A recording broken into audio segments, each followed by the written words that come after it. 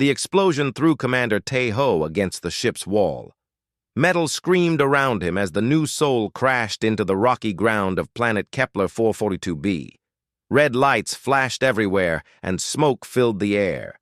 His head hurt, but he forced himself to stand up. "Everyone alive?" he called out. His voice sounded strange in the broken ship. "I'm here," Minna answered. The young engineer crawled out from under a fallen beam. Her black hair was covered in dust, but her eyes were sharp and alert. "The quantum drive is damaged but not destroyed." Dongwoo appeared from the medical bay, carrying his emergency kit. Blood ran down his arm from a cut, but he ignored it. "We have 12 injured and 3 dead," he reported quietly. "I can save the injured ones." Hae-won stumbled toward them from the communications room. The young woman's uniform was torn, and she held a broken tablet in her hands. "I lost contact with Earth," she said, "but I'm picking up alien signals everywhere. There's a big battle happening around us."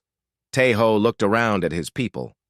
43 colonists had survived the crash. They were farmers, engineers, teachers, and doctors. None of them were soldiers. They had come to this planet to build a new home, not to fight in someone else's war. "Commander," a quiet voice said behind him. Jin-soo stepped forward, holding a small metal box against his chest. The terraforming specialist was older than the others, maybe 50 years old. His hair was gray, and he always seemed calm, even now. "What are our orders?" "First, we take care of our people," Tae-ho said. "Dongwoo, set up a medical station. Minna, check what equipment we can save from the ship.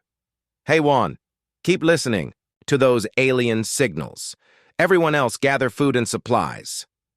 As the survivors began working, Tae-ho noticed Jin-soo still holding his metal box. The older man was always carrying it, ever since they left Earth. Most people thought it was just personal items or research equipment. "What's in the box, Jin-soo?" Tae-ho asked. Jin-soo opened the top slightly. Inside was a small pink creature, with big front teeth and tiny black eyes. It looked like a rat, but bigger and more muscular. The animal looked up at Jin-soo with what seemed like intelligence. "This is Bori," Jin-soo said softly. "She's been with me for 3 years." "A pet?" Minna asked, wiping grease from her hands. "You brought a pet on a colony mission?" "Something like that," Jin-soo replied. He closed the box gently. "She helps with my work." Before anyone could ask more questions, a loud humming sound filled the air. Above them, a massive alien ship descended from the clouds. It was silver and shaped like a long insect, with multiple wings that glowed blue. The ship landed about 100 meters away. "Everyone stay calm," Tae-ho ordered, "but be ready to run." A ramp extended from the alien ship. 3 creatures walked down it. They looked like giant ants standing on 2 legs, but they wore armor and carried weapons.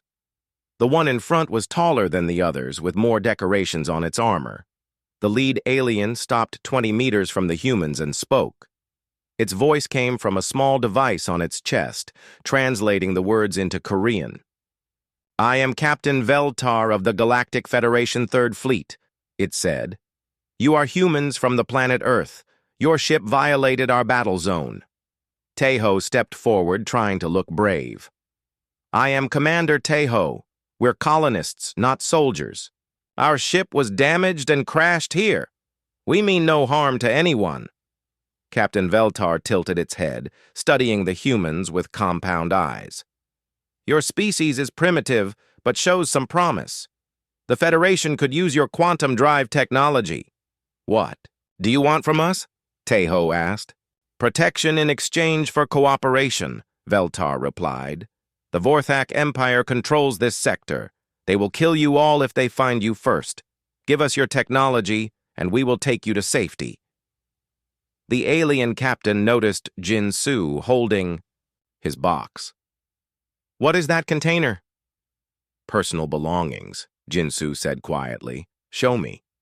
Jinsu hesitated, then opened the box. Bori looked out with her small black eyes. Captain Veltar made a sound that might have been laughter. A pet creature? Your species brings animals to battle zones? The alien shook its head. Humans are even more primitive than our reports suggested. Such creatures are useless burden in war. Suddenly, the ground shook. Everyone looked up to see another ship approaching.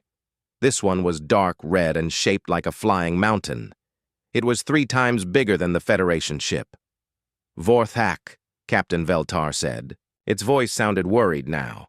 The red ship landed with a crash that made the ground tremble. Steam hissed from its engines, and a huge ramp dropped down. Heavy footsteps echoed as something massive walked down the ramp. The creature that appeared was like a giant lizard standing upright.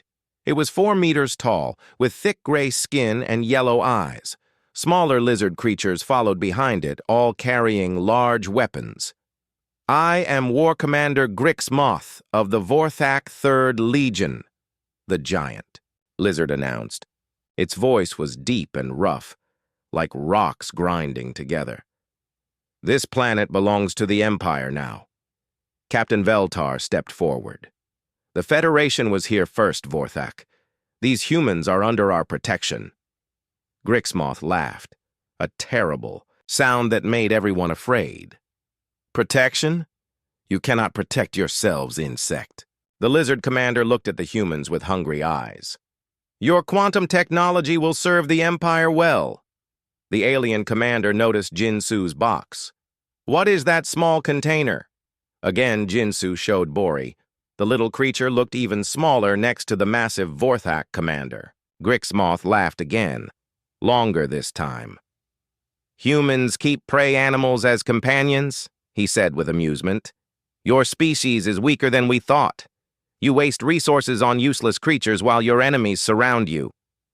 She's not useless, Jinsu said quietly.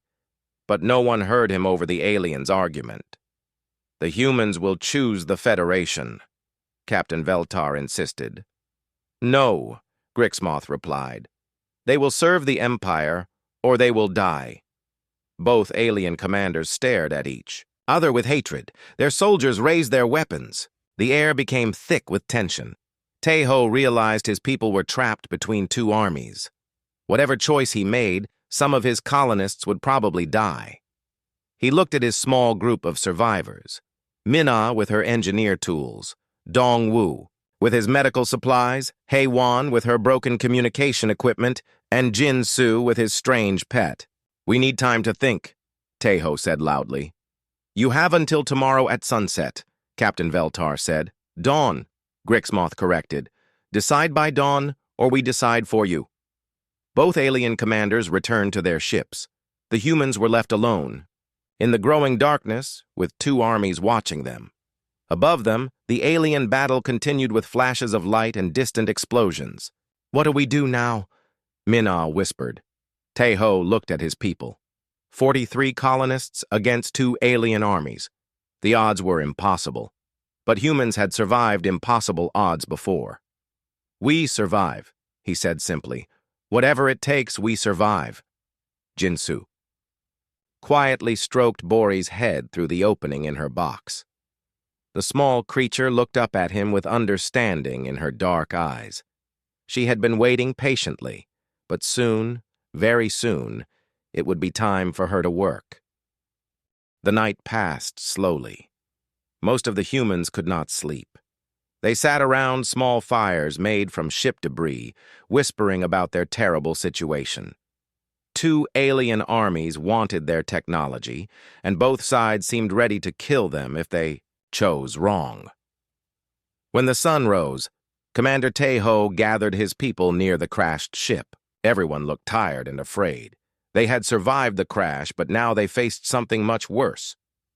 Captain Veltar is coming back, Heiwan announced, watching her scanner. The Federation ship is moving toward us. The insect-like alien ship landed in the same spot as before. Captain Veltar walked down the ramp with 2 guards. The alien captain moved differently today, more careful and alert. It knew the Vorthak were watching. "Commander Tae-ho," Captain Veltar said through its translator. "Have you made your decision?"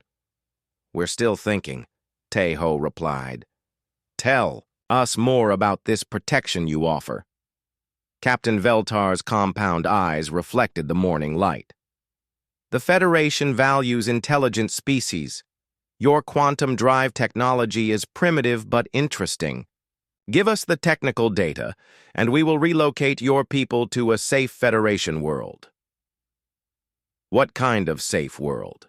Minna asked. She was holding a damaged piece of the quantum drive, studying it while she listened. "A mining colony in the Arcturus." "Sector," Veltar answered. "You will work in our factories, but you will be fed and housed. Your children will receive basic education." Tae-ho frowned. "You mean we would be workers, not citizens?" "Your species is too young for citizenship," the alien captain explained. "Perhaps in a few hundred years, when you prove your worth." Jin-Soo stood quietly at the back of the group, still holding Bori's container. The small creature was awake now, pressing her nose against the air holes Jin-Soo had drilled in the box. Her whiskers twitched as she smelled the alien scents. Captain Veltar noticed Jin-Soo again. "You still carry that useless animal. Food is limited on Federation ships. We cannot waste resources on pets." "She doesn't eat much," Jin-Soo said softly. "It does not matter. Sentiment for lower creatures is a sign of weakness. The Federation does not tolerate weakness." Before Tae-ho could respond, the ground trembled again. Everyone looked up to see the massive Vorthak ship approaching. It moved slowly, like a flying mountain, casting a huge shadow over the crash site. War Commander Grixmoth emerged with twice as many soldiers as before. The giant lizard commander looked even more intimidating in the daylight. His gray skin was covered with old battle scars, and his yellow eyes held no mercy. "The insects are still here," Grixmoth observed with amusement. "Captain Veltar, your Federation weakness disgusts me." "We arrived first, Vorthak," Captain Veltar replied, but its voice sounded less confident than yesterday. Grixmoth ignored the Federation captain and walked directly to the humans. His footsteps made the ground shake with each step. When he stopped in front of Tae-ho, the human commander had to tilt his head back to look up at the alien's face. "I offer you a better choice," Grixmoth announced. "The Vorthak Empire rewards strength and punishes weakness. Give us your quantum technology, and we will make you warriors instead of slaves." "Warriors?" Dongwu asked nervously. "What does that mean?" "You will fight for the Empire," the lizard commander explained. "Your species shows some cleverness with technology. Train as soldiers, prove your worth in battle, and earn your place in our ranks." "And if we refuse?" Tae-ho asked. Grixmoth's smile showed rows of sharp teeth. "Then you die here, and we take your technology anyway." The alien commander looked around at the human survivors, judging their potential as soldiers. His gaze stopped on Jin-Soo's container. "You still keep that pathetic creature?" Grixmoth said with contempt. "Show it to me again." Jin-Soo opened Bori's box reluctantly. The small mole rat looked up at the massive alien commander without fear. Her dark eyes seemed to study Grixmoth's face with interest. Grixmoth leaned down until his huge head was close to the container. "This tiny thing is prey, not predator. It would not last one day in Empire training camps." He laughed, the sound echoing off the nearby hills. "Humans are weak if they waste time caring for such useless animals." "She's not useless," Jin-Soo said again, but his voice was so quiet that only Bori seemed to hear him. "Choose now," Grixmoth demanded, standing back up. "Federation slavery or Empire service, but choose quickly. My patience runs short." Captain Veltar stepped forward. "The Federation offers safety and security. The Vorthak offer only death and violence." "We offer strength and honor," Grixmoth countered. "Something insects cannot understand." The two alien commanders faced each other with growing anger. Their soldiers raised their weapons slightly, ready for battle. The humans found themselves in the middle of a fight that could start at any moment. Taeho realized both choices were terrible. The Federation wanted to use them as workers and would kill Bori. The Vorthak wanted to turn them into soldiers and also thought Bori was worthless. Either way, his people would never be truly free. "We need more time," Taeho said desperately. "No, more time," Grixmoth growled. "The humans require adequate consideration period," Captain Veltar argued. "Your weakness makes you foolish, insect. Decisions in war must be quick." While the aliens argued, Mina moved closer to Taeho. She pretended to examine her damaged equipment, but whispered quietly, "I've been listening to their communication. Signals. Both sides are getting reinforcements." Haewon joined them, carrying her scanner. "More Federation ships are coming from the north," she whispered. "Vorthak reinforcements from the south. This planet is going to become a major battleground." Dongwu looked worried. "What happens to us when the real fighting starts?" Jinsu spoke up from behind them. "Maybe that's not the right question." Everyone turned to look at the terraforming specialist. He was still holding Bori's container, but now he had a strange expression on his face. It was the look of someone who had just thought of something important. "What do you mean?" Taeho asked. "Maybe we shouldn't ask what happens to us," Jinsu said quietly. "Maybe we should ask what we can make happen." Captain Veltar and Grixmoth were still arguing about Federation versus Empire philosophy. Neither alien commander was paying attention to the human conversation. "You have an idea?" Mina whispered. Jinsu looked down at Bori. The small creature was watching him intently, as if she understood every word. "I might," he said, "but I need to think about it more." "Think quickly," Taeho urged. "We're running out of time." Grixmoth suddenly turned back to the humans. "Enough delays. Choose now, or I choose for you." "The Federation offers the better option," Captain Veltar insisted. "Both offers require our quantum drive technology," Taeho said carefully. "We need to make sure it still works after the crash." This was true, but it was also a way to buy more time.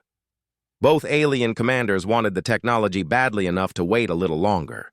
"How long?" Grixmoth demanded. "A few hours," Mina said quickly. "I need to run diagnostics on the quantum core."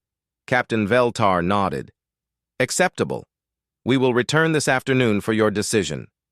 "Sunset," Grixmoth agreed. "No later. After sunset, there will be no more choices." Both alien commanders returned to their ships with their soldiers. The humans were alone again, but not for long. Soon, more ships would arrive, and the battle for the planet would begin in earnest. "Jinsu," Taeho said as soon as the aliens were gone. "What's your idea?" The older man looked around at his fellow survivors. 43 people against 2 galactic empires. It seemed hopeless, but Jinsu's eyes held a spark of possibility. "I think," he said slowly, "that everyone is underestimating something very important." "What?" several people asked at once. Jinsu looked down at Bori, who was still watching him with her intelligent dark eyes. "They're underestimating us. All of us." After the alien commanders left, Taeho called a meeting inside the crashed ship. The cargo bay was the only space big enough for everyone, but it was also the most private place they had. Broken crates and scattered supplies surrounded them, as the 43 survivors gathered in a circle. "We have until sunset," Taeho began.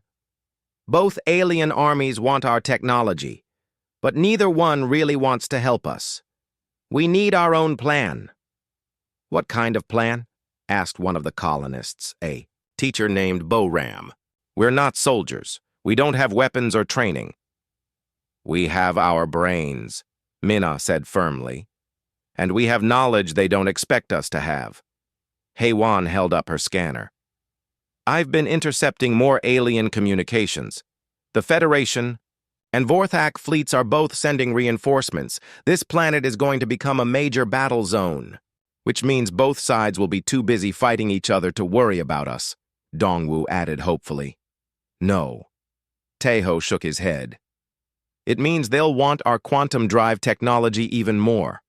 Whoever gets it first will have an advantage in the battle. Jinsu had been sitting quietly in the back, still holding Bori's container. Now he stood up slowly, and everyone turned to look at him. The terraforming specialist was older than most of them, and his calm manner had always made people feel safe. But today, something was different about him.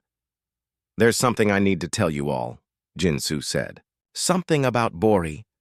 He opened the container fully for the first time. Bori climbed out onto his hands, and everyone could see her clearly. She was about 30 centimeters long, with pink skin, small black eyes, and prominent front teeth. She looked like an ordinary mole rat, except she was bigger and more muscular than normal. "She's cute," Bo-Ram said with a small smile. "But I don't understand why you brought a pet on a colony mission." "Because she's not a pet," Jinsu replied. "Bori is a genetically enhanced intelligence. She's the result of a classified terraforming project I worked on before we left Earth."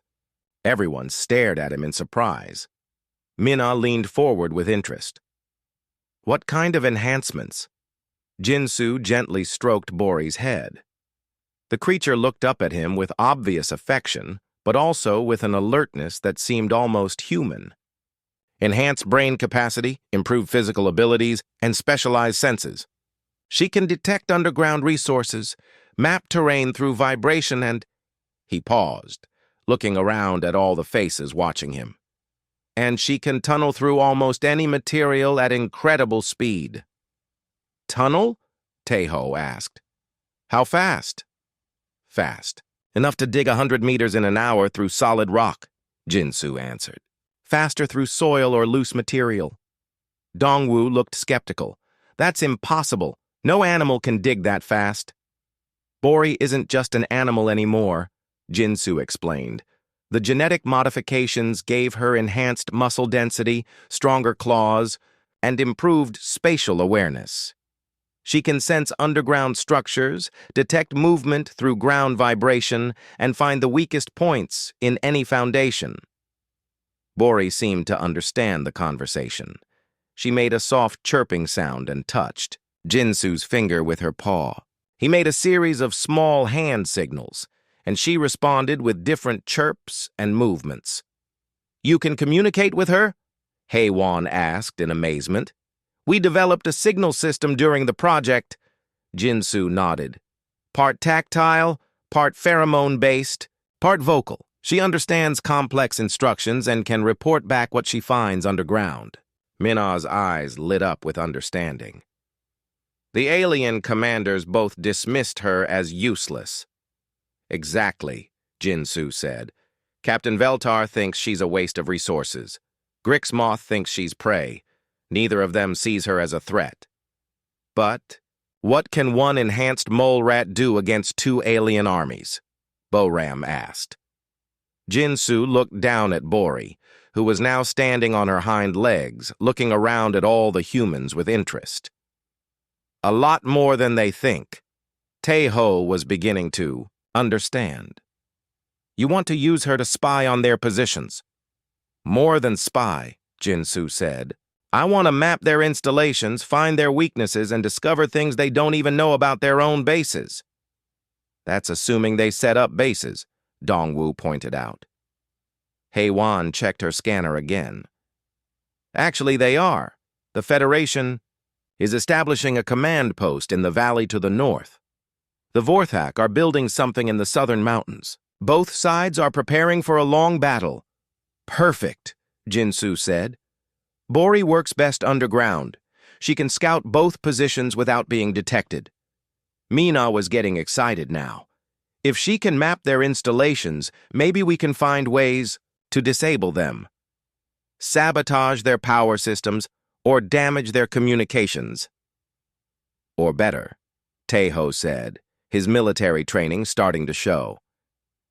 "Maybe we can make them think they're attacking each other." Jinsu made more hand signals to Bori. The small creature chirped back and nodded her head like a human would. It was strange to see such intelligence in something that looked like a large rat. "She's ready to start reconnaissance tonight," Jinsu reported. "But we need to be very careful. If either side discovers what she really is, they'll realize we're more dangerous than we appear." "What do we tell them about our decision?" Dongwu asked. "We stall," Taeho decided. "Tell them we need more time to prepare our quantum drive data. Make them think we're cooperating while Bori gathers intelligence." "How long do we have?" Boram asked nervously. Heywan looked at her scanner readings. "The alien reinforcements will arrive tomorrow evening. After that, the real fighting starts. If we're going to do something, it has to be before then. One night of scouting, one day to plan, one night to act," Taeho summarized. "Can she work that fast, Jinsu?" Jinsu looked down at Bori, who seemed to understand the conversation. She made a series of confident chirps and flexed her claws.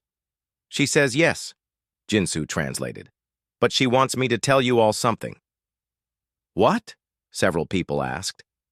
Jinsu listened as Bori made more complex sounds, almost like she was speaking, in her own language. He nodded and looked up at the group. "She says she's been waiting for this. The whole trip from Earth she's been bored. She wants to show everyone what she can really do." Minna laughed despite their dangerous situation. "A mole rat with an ego? Enhanced intelligence comes with enhanced personality," Jinsu explained with a small smile. "She's proud of her abilities." "Good," Taeho said firmly. "Pride can be useful in a fight, but we need to be smart about this. No one else can know what we're planning. As far as the aliens are concerned, we're still deciding between their offers." "What about the other colonists?" Dongwu asked, looking around at the 43 survivors. "Some of them might prefer Federation safety over fighting." "We'll tell everyone the basics," Taeho decided. "But the details stay with us." He looked around at the small group that had become his inner circle. Minna the engineer, Dongwu the medic, Haiwan the communications officer, and Jinsu with his remarkable enhanced mole rat. "Are we really going to try this?" he asked. 43 humans and one genetically modified animal against 2 galactic armies? "The odds are terrible," Minna admitted. "Completely hopeless," Dongwu agreed. "Absolutely impossible," Heywan added. Jinsu stroked Bori's head one more time. The small creature looked up at him with complete confidence in her dark eyes. "Perfect," Jinsu said. "They'll never see us coming." As the sun began to set, the human survivors made their final preparations. To any watching aliens, they looked like frightened colonists trying to repair their damaged ship. But underneath their fear, something new was growing. For the first time since the crash, they had hope. It was a strange, desperate kind of hope based on trusting an enhanced mole, rat named Bori. But it was hope nonetheless, and sometimes hope was enough to change everything. Night fell over the crash site like a heavy blanket.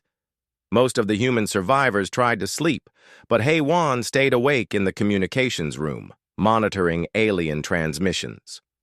What she discovered made her blood run cold. She found Taeho, standing guard near the ship's entrance, looking out at the 2 alien camps in the distance. Federation lights glowed blue in the northern valley, while Vorthak fires burned red in the southern mountains. "Commander," she whispered urgently, "I intercepted something terrible." Taeho turned to face her. "What did you hear?" "Both sides are lying to us," Heywan said, her voice shaking. "I decoded a Federation transmission to their fleet command. After they get our quantum drive technology, they plan to eliminate us. They consider us a potential future threat to galactic stability." "And the Vorthak?" "Even worse. Grixmoth sent a message to his war council. He wants to use us as test subjects for new weapons. Our quantum drive technology is just a bonus." Taeho felt his stomach drop. He had suspected both alien commanders were hiding something, but this was worse than he imagined. They both plan to kill us no matter what we choose. We never had a real choice, HFY confirmed. We were dead from the moment we crashed here. They stood in silence for a moment, watching the alien camps. In a few hours, Jinsu and Bori would begin their reconnaissance mission. Now that mission had become their only chance for survival. "Where is Jinsu?" Tae-ho asked. "Getting Bori ready," HFY replied. "They're in the cargo bay." Tae-ho found Jinsu sitting cross-legged on the floor with Bori in his lap. The enhanced mole rat was wearing a tiny harness with small devices attached to it. Jinsu was making quiet hand signals while Bori responded with soft chirps. "What's all that equipment?" Tae-ho asked. "Microsensors," Jinsu explained.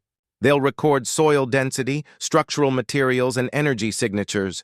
Bori can map entire installations from underneath without being detected." Minna and Dongwoo were also in the cargo bay, working on their own preparations.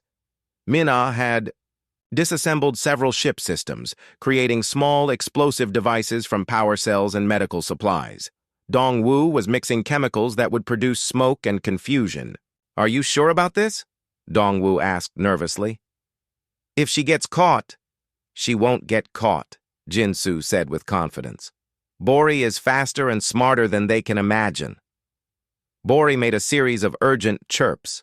Jinsu listened carefully, then looked up at the others. "She says it's time to start." The alien patrols have settled into their routine. They moved to the ship's rear hatch, which faced away from both alien camps. Jinsu opened Bori's container and placed it on the ground. The small creature immediately began sniffing the air and ground, gathering information about the terrain. "Federation camp first," Jinsu instructed, making hand signals. "Map everything: power sources, weapon positions, communication arrays. Be careful of sensors."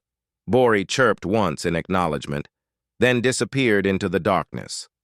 Her pink skin was hard to see against the rocky ground, and she moved with surprising stealth for something her size. "How long will it take?" Tae-ho asked. 2 hours for each camp if she's thorough," Jinsu replied. 4 hours total." They waited anxiously while Bori carried out her mission. HFY continued monitoring alien communications, reporting that both camps were maintaining normal patrol schedules. Neither side suspected anything unusual was happening. After 2 hours, they heard a soft scratching sound near the ship. Bori emerged from a small hole in the ground, covered in dirt but moving energetically. She ran straight to Jinsu and began, making excited chirping sounds. Jinsu listened carefully, occasionally asking questions with hand signals. After several minutes of communication, he turned to the others with amazement. "The Federation camp is more vulnerable than they realize," he reported. "They built their command center on soft ground that Bori can tunnel through easily. Their power generator is only 3 meters underground, and their anti-gravity platforms have no ground-level defenses." "What about guards?" Minna asked. "Mostly. Electronic sensors looking for large movements," Jinsu replied. "Nothing designed to detect something as small as Bori." "And their weapons?" "Plasma cannons mounted on the platforms, but they're designed for air combat. The platforms can't rotate to fire directly down." This was valuable information, but they still needed intelligence on the Vorthak position. Jinsu made new hand signals to Bori, pointing toward the southern mountains. "Vorthak camp now. Same mission. Map everything, stay hidden. Come back safe." Bori chirped confidently and disappeared underground again. This time her mission took longer because the Vorthak had built their base into the mountain itself. But after 3 hours, she returned with even more exciting news. "The Vorthak base is built into a geothermal system," Jinsu translated after listening to Bori's report. "They're using natural hot springs for power, but it makes their foundation unstable. The whole mountain could collapse if the right support points are damaged." "How many support points?" Tae-ho asked. Bori found 6 critical ones. If 3 or more fail, the entire base would cave in. Minna was taking notes, her engineering mind working on the possibilities. "Could we cause those failures?" "Yes," Jinsu said after consulting with Bori again. The Vorthak never considered underground attack. They assumed the mountain was solid and safe. What about their defenses? Heavy armor and weapons, but all facing outward. They're expecting attacks from the air or from the valley. Nothing underground. Dongwu looked amazed. Both alien armies built their bases with the same weakness. They never considered attack from below. Because they think like conquerors, Taeho realized. They're used to attacking primitives who don't have advanced technology. They never imagined someone might tunnel under their positions. Hei-Wan checked her scanner again. The alien reinforcements are arriving ahead of schedule. Both fleets will be here by tomorrow afternoon, instead of evening. That gives us less time, Mina said, calculating quickly. If we're going to act, it has to be tomorrow night at the latest. Jinsu was making more complex signals to Bori, who responded with detailed chirps and gestures. Their communication looked almost like a conversation between two intelligent beings. What is she saying now? Taeho asked. She wants to start digging approach tunnels tonight, Jinsu reported. She says if she begins now, she can have routes to both bases ready by tomorrow evening. That's a lot of digging in one day, Dongwu said doubtfully. Not for Bori, Jinsu replied with pride. She's been enhanced for exactly this kind of work. Underground construction and tunneling at superhuman speed. Superhuman? Mina asked with a smile. Super mole rat? Jinsu suggested. The point is, she can do things that seem impossible to aliens who don't understand genetic enhancement. Bori made more excited sounds, and Jinsu nodded in agreement. She also suggests something else, he continued. Instead of just damaging both bases, we could connect them with her tunnel system. Connect them how? Taeho asked.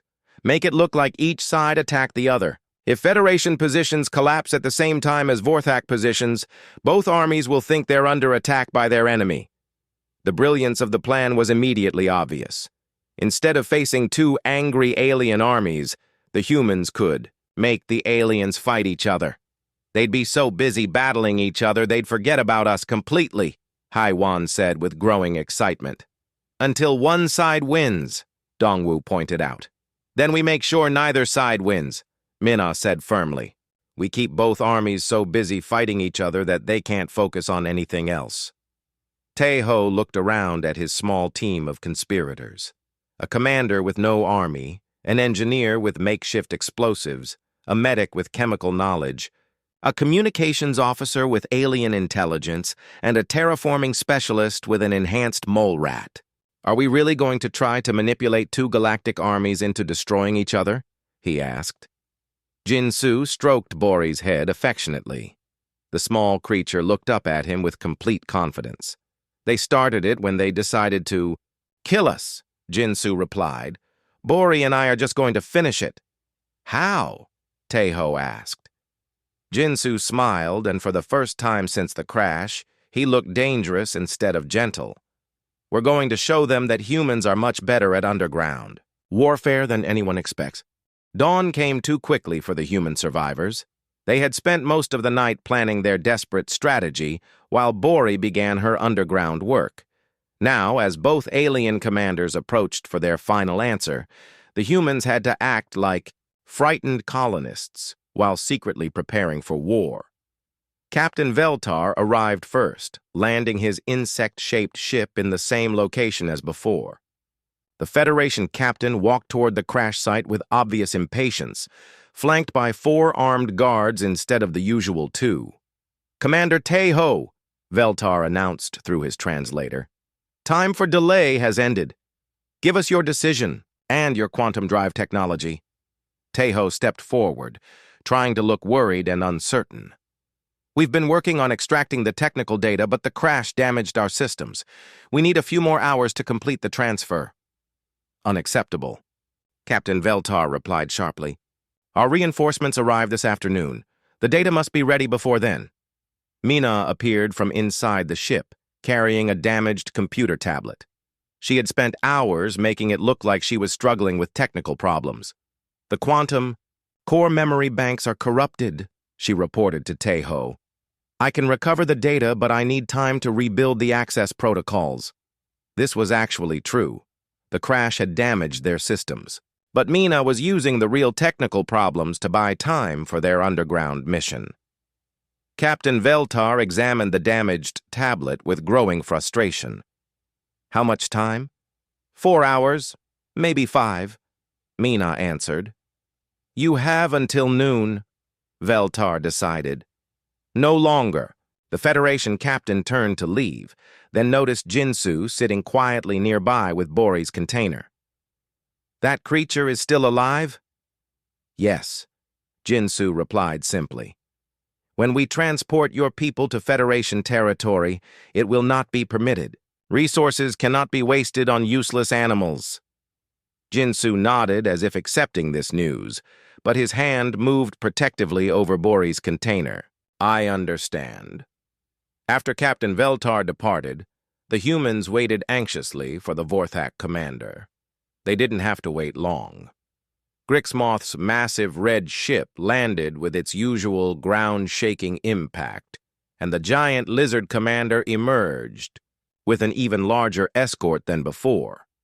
Humans, Grixmoth bellowed as he approached. Your delay tactics are pathetic. The Empire grows tired of waiting. We're preparing the technical data as requested, Teho replied, trying to sound submissive. Our systems were damaged in the crash. Then fix them faster, the alien commander demanded. My war fleet arrives today. After that, your usefulness decreases significantly. Griximoth looked around at the human survivors with predatory eyes. Half of you will die in Empire training camps anyway. The weak ones are unnecessary. Dongwu stepped forward nervously. We're not warriors. Most of us are farmers and teachers. Then you will learn to fight, or you will die learning, Grixmoth replied without concern. The Empire has no use for weakness. The massive alien spotted Jinsu with Bori's container. Still carrying that prey animal? In Empire camps, such creatures are used for target practice. She's quiet and doesn't cause problems, Jinsu said, softly. Grixmoth laughed, the terrible grinding sound echoing off the nearby hills. Problems? It is food, nothing more. When we leave this planet, your pet becomes my soldier's dinner. Jinsu's face remained calm, but his knuckles went white as he gripped Bori's container more tightly. Inside the box, Bori was listening to everything with her enhanced hearing. You have until sunset, Grixmoth announced. Choose Federation slavery or Empire service. But choose, or I choose for you with weapons. After both alien commanders left, the humans gathered inside their crashed ship for an emergency meeting. The pressure was building, and they had very little time to execute their plan. How is Bori's work progressing?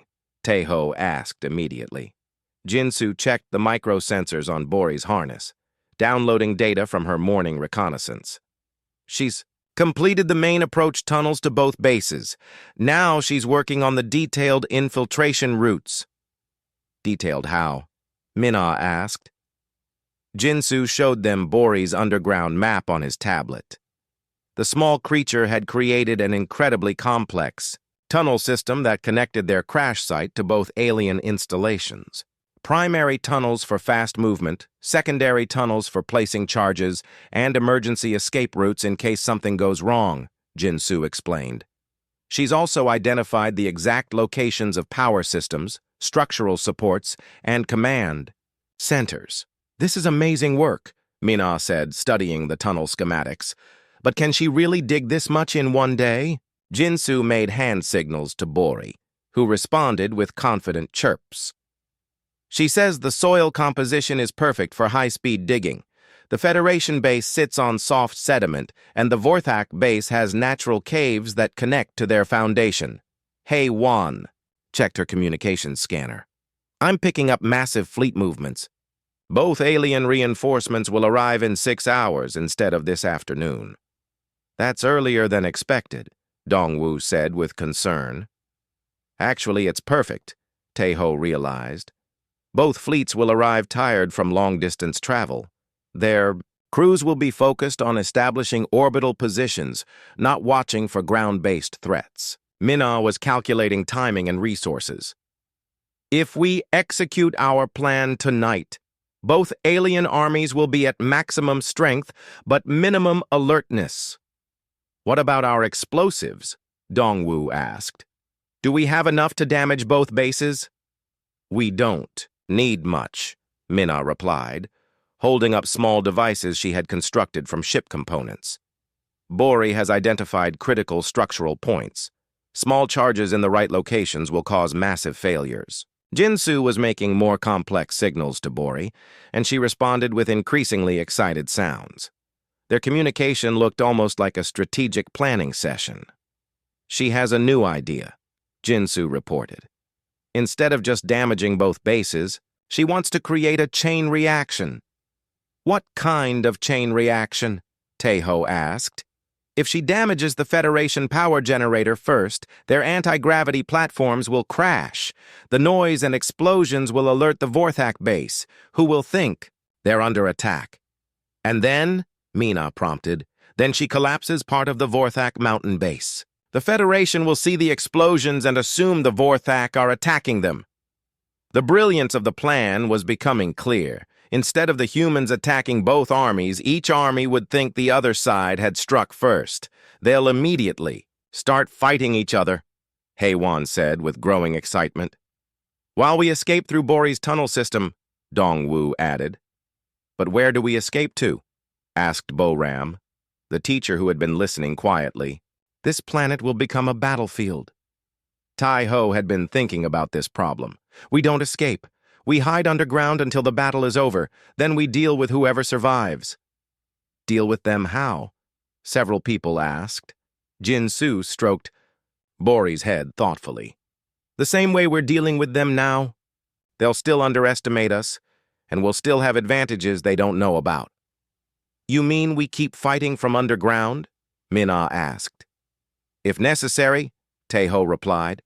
But hopefully both alien armies will be so damaged by fighting each other that they won't be able to threaten us anymore. Bori made urgent chirping sounds, and Jinsu listened carefully. She says we need to start placing charges soon. The tunnel system will be complete by evening, but installing the explosives will take several more hours. I'll help with the charges, Minna volunteered. I know exactly where they need to go. I'll monitor alien communications, Haewon added. We need to know the moment their reinforcements arrive. And I'll keep working on the quantum drive data, Dongwu said. If anyone asks, we're still trying to extract the technical information. Taeho looked around at his team. They were exhausted from lack of sleep and terrified of what they were attempting, but they were also determined to survive no matter what it took. Everyone else needs to stay calm and act normal, he instructed the other colonists. As far as the aliens know, we're still deciding between their offers. What if this doesn't work? Bo-Ram asked quietly. Then we die fighting instead of dying as slaves or test subjects, Taeho replied. At least we'll die as free humans. Jinsu was already preparing Bori for her most dangerous mission yet. The small creature would have to enter both alien bases, place explosive charges in critical locations, and escape without being detected. Are you ready for this?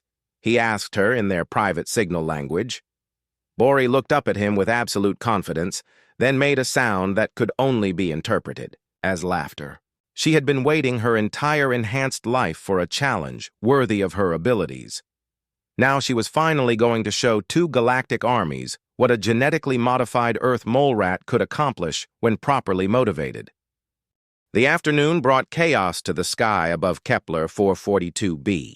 Massive alien warships descended through the clouds like falling mountains, their engines creating thunder that shook the ground. The Federation fleet arrived first, 12 sleek vessels that arranged themselves in precise formation above the northern valley. An hour later, the Vorthak armada emerged from hyperspace, 15 brutal-looking ships that took aggressive positions over the southern mountains. Haewon monitored the communications traffic from both fleets, her hands trembling as she translated the alien messages. They're not just here to collect our quantum drive technology, she reported to Taeho. Both sides are preparing for a massive battle. This planet is going to become their primary battleground. How long before they start fighting? Taeho asked. Soon. The Federation Admiral is demanding that the Vorthak withdraw. The Vorthak War Master is refusing. Both fleets are powering up their weapons. Deep underground, Bori was putting the finishing touches on her masterpiece of engineering. The tunnel system she had created in less than 24 hours was more complex than anything human engineers could have built in months. Primary passages connected the crash site to both alien bases, while secondary tunnels provided access to critical systems and emergency escape routes. Jin-Soo monitored her progress through the microsensors on her harness. The data showed an incredible network of underground passages that turned the entire area into a three-dimensional battlefield that only the humans knew existed. She's ready to start placing the charges, Jin-Soo announced. Mina, are the explosives prepared? Mina held up a small bag containing 12 tiny devices. Each one was no bigger than a coin, but they contained enough concentrated energy to destroy critical structural points. Shaped charges designed to create maximum damage with minimum material, she explained. Bori can carry them all in one trip. What about timing? Dongwu asked. How do we coordinate the explosions? Remote detonation, Mina replied, showing them a simple control device. I can trigger each charge individually or all at once, depending on what the situation requires. Jin-Soo was making detailed hand signals to Bori, explaining exactly where each explosive needed to be placed. The enhanced mole rat listened carefully, occasionally asking questions with chirps and gestures. She understands the mission, Jin-Soo reported. Federation base first, charges on the power generator, anti-gravity platform supports and communication array, then the Vorthak base, explosives on the geothermal taps and main structural supports. How long will it take? Taeho asked. 2 hours if everything goes perfectly, Jin-Soo replied. 3 hours if she encounters problems. And if she gets caught? Jin-Soo looked down at Bori, who made what sounded like a scoffing noise. She says that won't happen. The aliens still think she's just a pet. As the sun began to set, both alien commanders made their final approaches to the human crash site.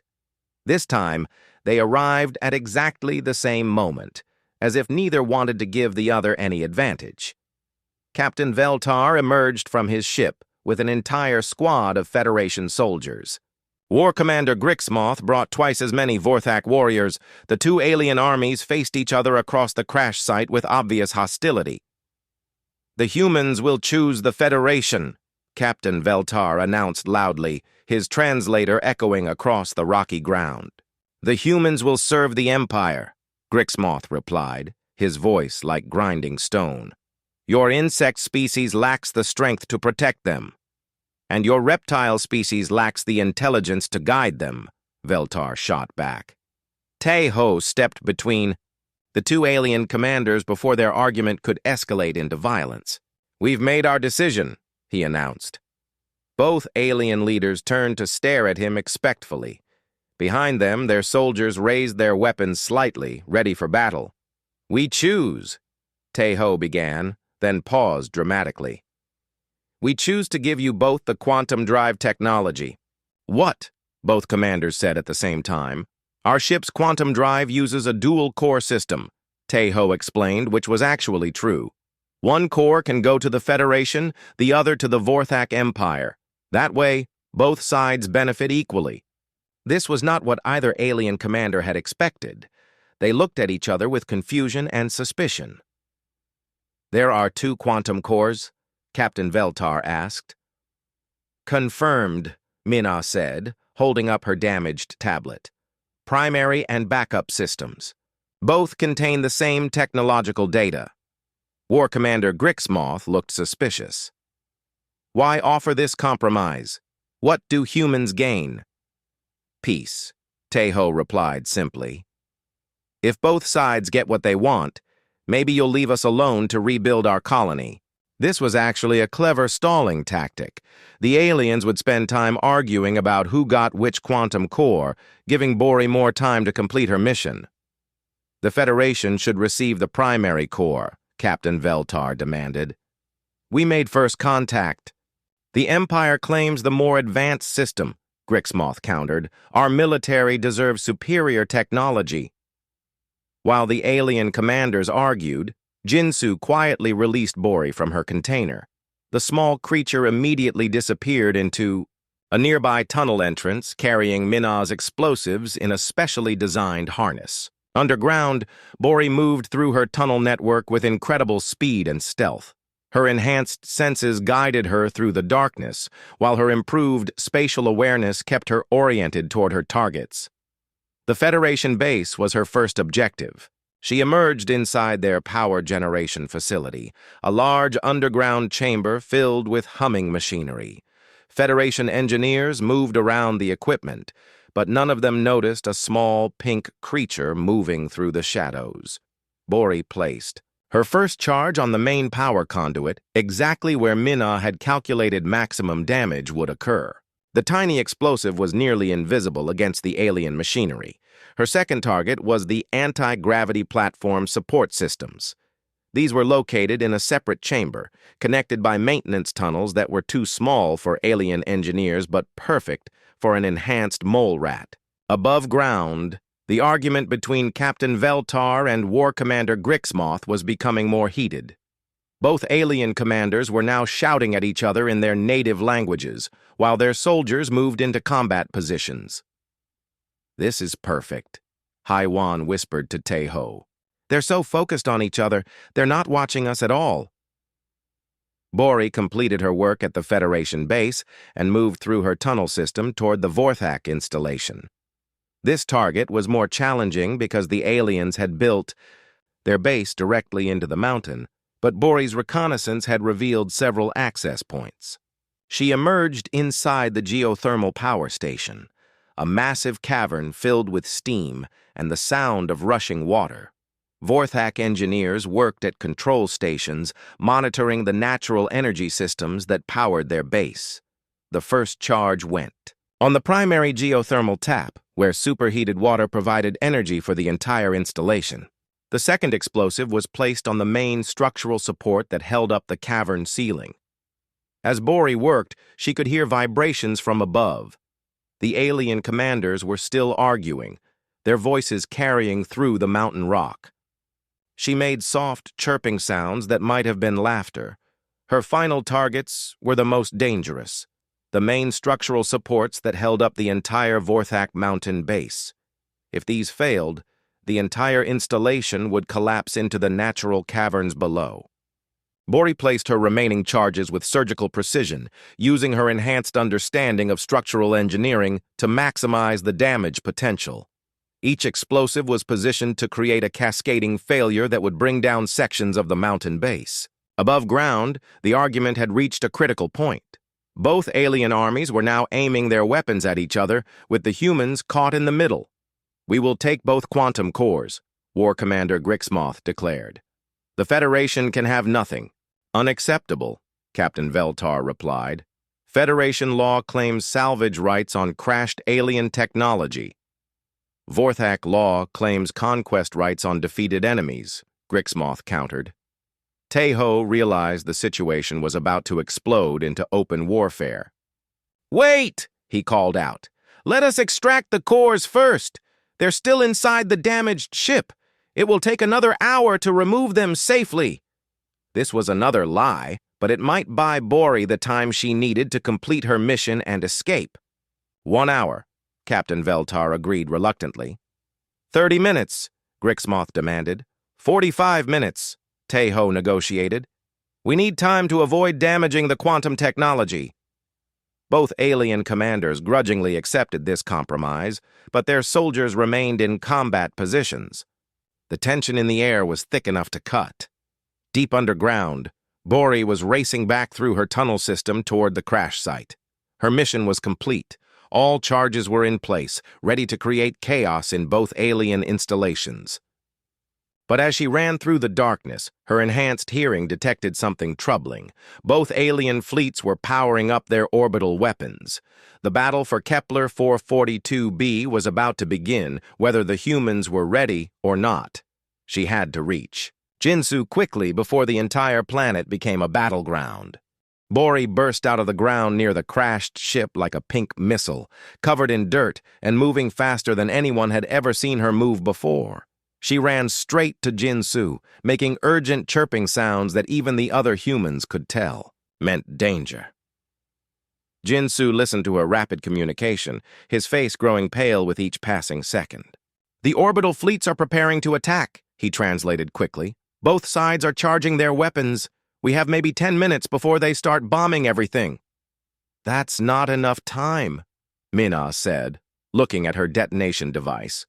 "We need to coordinate our explosions perfectly or the plan won't work." Taeho looked toward both alien commanders, who were still arguing about the quantum drive cores. Their soldiers remained in combat positions, weapons aimed at each other across the crash site. Everyone was so focused on the immediate conflict that no one noticed the growing energy readings from the ships overhead. "We can't wait for perfect timing," Taeho decided. "Mina, trigger the charges now." "Which base first?"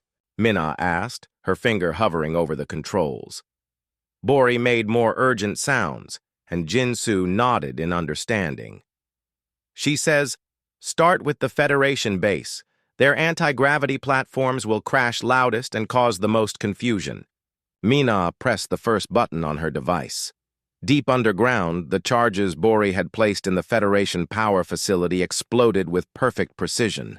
The main power conduit shattered, sending electrical fires throughout the entire system.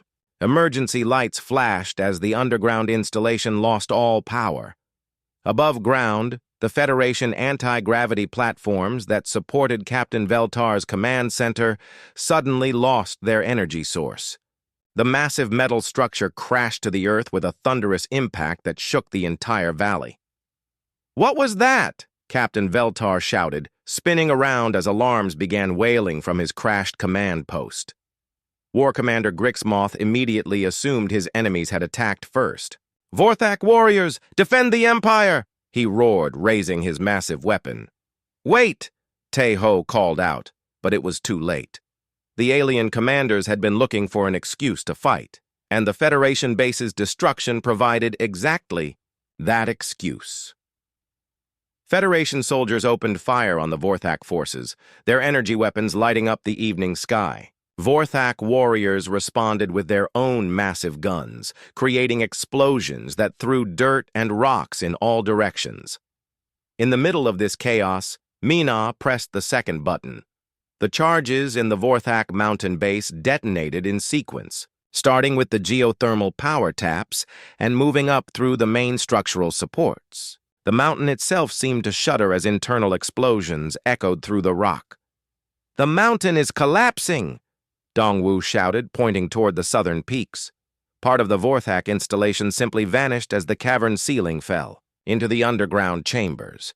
Steam and smoke poured out of cracks in the mountainside, while secondary explosions sent flames shooting into the sky.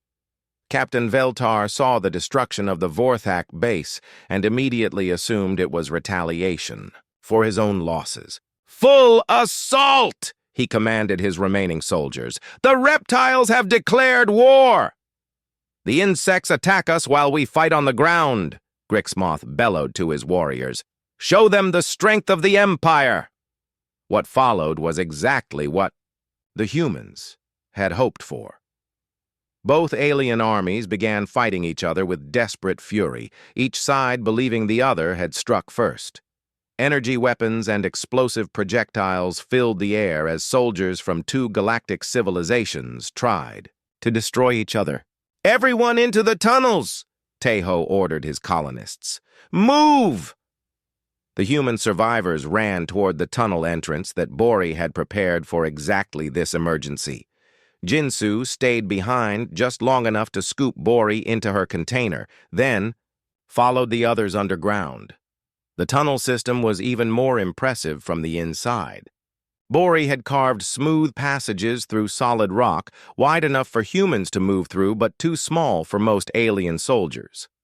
Emergency supplies were hidden in side chambers, and multiple exit points provided escape routes in different directions. How? Did she dig all this so quickly? Boram asked in amazement as they moved through the underground network. Enhanced muscle density and improved tools, Jinsu explained, stroking Bori's head proudly. But mostly she's just that good at her job. Above ground, the battle was escalating beyond anything the humans had expected. The orbital fleets joined the fight, sending energy beams and explosive missiles toward both ground installations. The planet's surface became a hellscape of fire and destruction. From their underground refuge, the humans could feel the vibrations of massive explosions shaking the Earth. HFY tried to monitor alien communications, but there was too much. Interference from all the weapons being fired. Are they actually trying to kill each other? Dongwu asked with disbelief. They think they're fighting for survival, Taeho replied. Each side believes the other attacked first. They won't stop until one side is completely defeated. Or until both sides destroy each other, Mina added with grim satisfaction. Jinsu was communicating with Bori, who was monitoring the battle through vibrations in the rock. The enhanced mole rat had an incredible ability to interpret underground sounds and movement. She says both bases are completely destroyed, Jinsu reported. The Federation Command Center is in pieces, and half the Vorthak mountain base has collapsed into the caverns. What about casualties? Taeho asked. Heavy on both sides.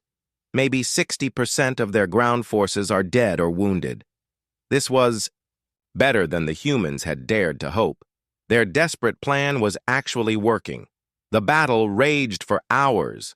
Energy weapons turned the night sky into a light show of destruction, while explosive missiles created new craters across the planetary surface. Both alien fleets fought with the desperate fury of civilizations that believed their enemies had chosen total war. From their underground sanctuary, the humans waited and listened. Some of them slept fitfully, exhausted by the stress of their situation. Others stayed awake, watching the tunnel entrances for any sign that alien soldiers might discover their hiding place. But no aliens came looking for them. Both armies were too busy trying to destroy each other to worry about 43 human colonists.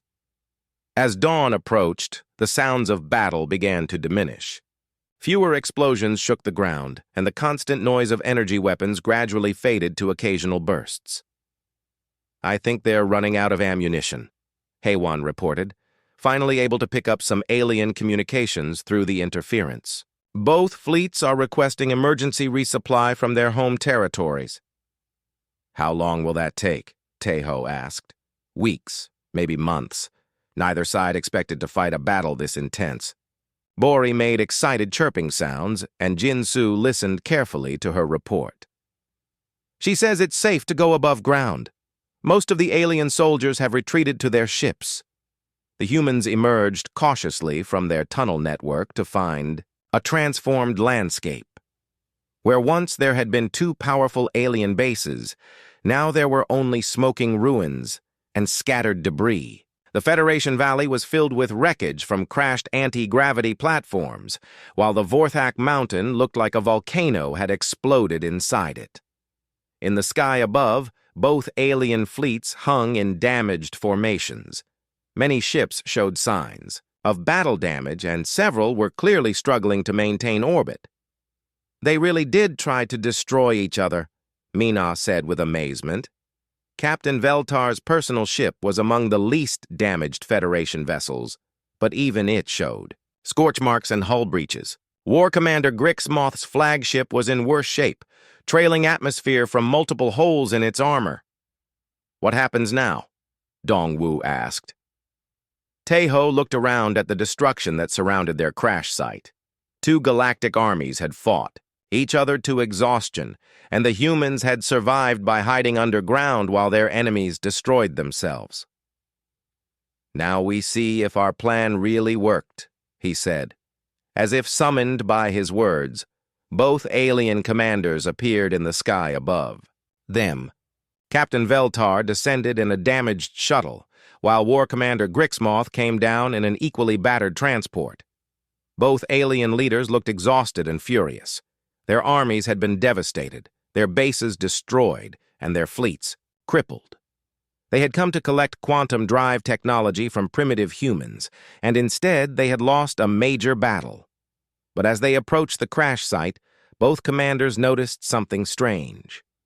The human settlement was completely undamaged.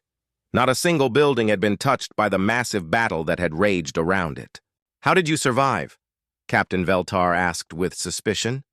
"Where were you during the battle?" War Commander Grixmoth demanded. Taeho looked at his fellow survivors, all of whom were trying not to smile. Their desperate gamble had succeeded, beyond their wildest hopes. "We hid," he said simply. "While you two fought each other, we hid underground and waited for the shooting to stop." Both alien commanders stared at him with growing realization. Their enemies had not attacked each other first. Someone else had triggered the battle, and the only other intelligence on the planet was human. "You did this," Captain Veltar said, with dawning understanding. "You made us fight each other," Grixmoth added with growing fury. The silence that followed Taeho's admission stretched like a taut wire ready to snap. Captain Veltar and War Commander Grixmoth stared at the human commander with expressions that mixed rage, disbelief, and something that might have been fear. 43 humans, Captain Veltar said slowly, his translator making his voice sound hollow. 43 primitive humans defeated 2 galactic armies. "Impossible," Grixmoth growled, but his yellow eyes kept scanning the undamaged human settlement. "Your species lacks the technology for such warfare." Jinsu stepped forward, still holding Bori's container. The small creature inside made soft, chirping sounds, as if she was laughing at something only she understood. "You're right," Jinsu said quietly. "We don't have the technology for galactic warfare, but we have something you don't." "What?" both alien commanders demanded at the same time. Jinsu opened Bori's container and let her climb onto his shoulder. The enhanced mole rat looked out at the 2 massive alien warriors without the slightest sign of fear. "We have friends you never bothered to understand," Jinsu replied. Captain Veltar made a sound that might have been laughter, but it held no humor. "That small creature? That useless pet animal caused the destruction of our bases?" "Not useless," Grixmoth said, his voice changing from anger to something approaching respect. "We underestimated it. We underestimated all of you." The Vorthak commander was a warrior, and warriors recognized skill when they saw it. The humans had outmaneuvered 2 galactic armies using nothing but intelligence, patience, and a genetically enhanced mole rat. It was the kind of tactical brilliance that military historians would study for generations. "How?" Captain Veltar asked. "How did one small animal destroy our installations?" Minna spoke up, no longer trying to hide her pride in their accomplishment. "Bori mapped your bases from underground, identified your weaknesses, and placed shaped charges in critical locations. When she triggered the explosions, each of you assumed the other side had attacked first." "Underground warfare," Dongwu added with a smile. "Something neither of your species considered as a threat." "Because we think like conquerors," Grixmoth admitted grudgingly. "We look for enemies in front of us, not beneath our feet." Haewon held up her scanner, which was now displaying the communications traffic from both alien fleets. "Your reinforcement requests have been intercepted by both sides. Each fleet thinks the other called for backup to continue the war." "More ships are coming," Taeho observed, "both Federation and Vorthak fleets expecting to find a battle in progress." The implications were clear to everyone present. When the reinforcements arrived and found 2 devastated armies, the fighting would escalate into a full-scale galactic war, unless something changed the situation. Captain Veltar and War Commander Grixmoth looked at each other, then back at the humans. For the first time since their arrival on Kepler 442b, both alien commanders seemed uncertain about what to do next. "What do you want?" Captain Veltar asked finally. "To be left alone," Tae-Ho replied simply. "We came here to build a colony, not to fight in someone else's war." "And if we refuse?" Grixmoth asked, though his tone suggested he already knew the answer. Bori made a series of complex chirping sounds from Jinsu's shoulder. The terraforming specialist listened carefully, then translated with a slight smile. "She says your fleets are badly damaged, your ground forces are decimated, and your supply lines are stretched across multiple star systems. She also says she's mapped every ship in orbit and identified their structural weaknesses." "You're bluffing," Captain Veltar said, but his compound eyes showed doubt. Jinsu made hand signals to Bori, who responded with detailed chirps and gestures. After a moment of communication, Jinsu looked back at the alien commanders. "Federation flagship, hull breach on Deck 7 near the main reactor. Vorthak war cruiser, damage to port engine nacelle causing fuel leakage. Should I continue?" Both alien leaders exchanged glances. The human was describing damage that only detailed reconnaissance could have revealed. "How?" Grixmoth demanded. "Sound travels through space better than most species realize," Jinsu explained. "Bori's enhanced. Hearing can detect structural stress in metal from kilometers away. She's been listening to your ships since they arrived." This was partially true, but Jinsu was also bluffing based on what any damaged warships would likely suffer after such an intense battle. The important thing was that both alien commanders believed it. "What do you propose?" Captain Veltar asked. Reluctantly, Tae-Ho stepped forward, his voice taking on the authority of someone who had just proven he could outmaneuver galactic armies. "Tell your reinforcements that this planet is unsuitable for military bases. Too much seismic activity, unstable geology, difficult terrain. Recommend they find somewhere else to fight their war." "And in return," Grixmoth prompted, "we'll share some of our quantum drive technology with both sides. Not the complete specifications, but enough to improve your existing systems. Consider it compensation for your losses." This was clever diplomacy. By offering something valuable to both sides, Tae-Ho was giving each commander a way to save face with their superiors. They could report partial success instead of total failure. "Half the technology to each fleet?" Captain Veltar asked. "Exactly," Tae-Ho confirmed. "Equal shares, no favoritism." Grixmoth looked around at the destruction that surrounded them. His mountain base was in ruins, most of his soldiers were dead or wounded, and his fleet was barely operational. The humans were offering him a way out of an impossible situation. "The Empire accepts your terms," he announced. Captain Veltar hesitated longer, but eventually nodded his agreement. "The Federation also accepts."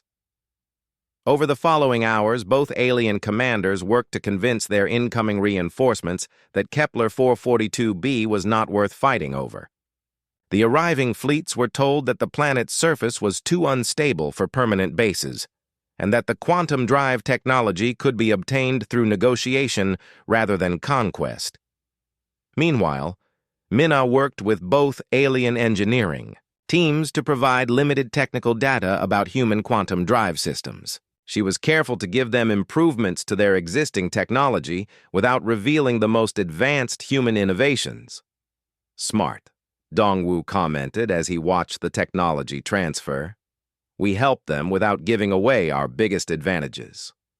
As the sun set on what had been one of the strangest days in galactic history, both alien fleets prepared to depart.